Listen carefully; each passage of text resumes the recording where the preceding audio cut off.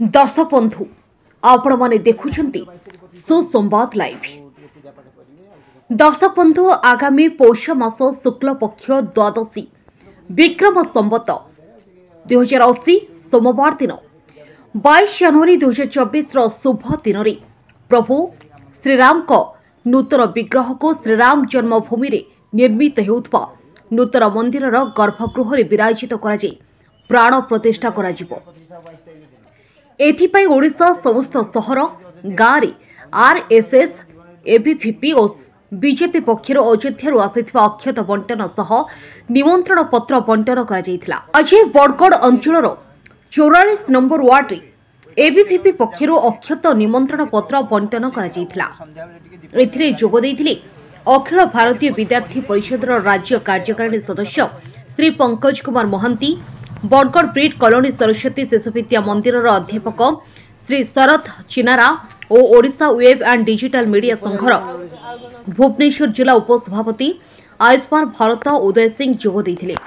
समस्त को कहिथिले कि 22 तारिख सोमवार दिन सकाळे घर अगणारे गोटे कलश बसाइबाको और संध्यारे 5टी दीप चौरा मूल लगेबाको। ब्यूरो रिपोर्ट सुसंवाद लाइव।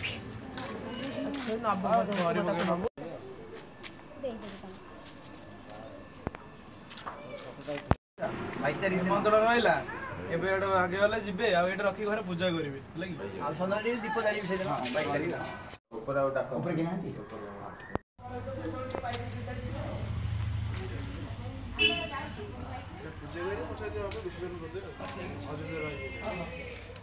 रखिए पूजा करेंगे अक्षय चाउल आम मंदिर अयोध्या पूजा करेंगे रात 5टा दीप जाड़े सोमवार तो बढ़ुचे आज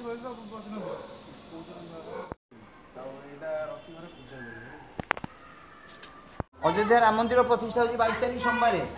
घरे टे दीप जाड़े कलश बसैबे आउ टे पूजा करेंगे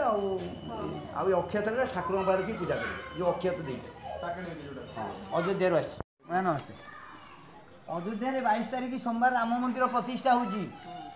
आम निमंत्रण कलु आउ ये अक्षत देलु ठाकुर पार रखी पूजा करेंगे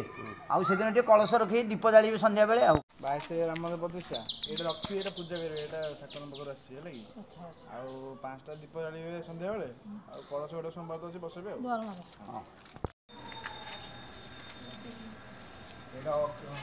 अक्षय चाउल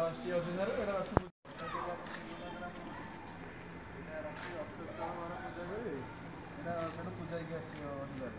आउ 22 तारीख दिन प्रतिष्ठा होगी आण प्रतिष्ठा सकाल बड़े कलश बसई सोमवार तो राम मंदिर निमंत्रण पत्र यहाँ अक्षत चाउल आयोध्या पूजा करेंगे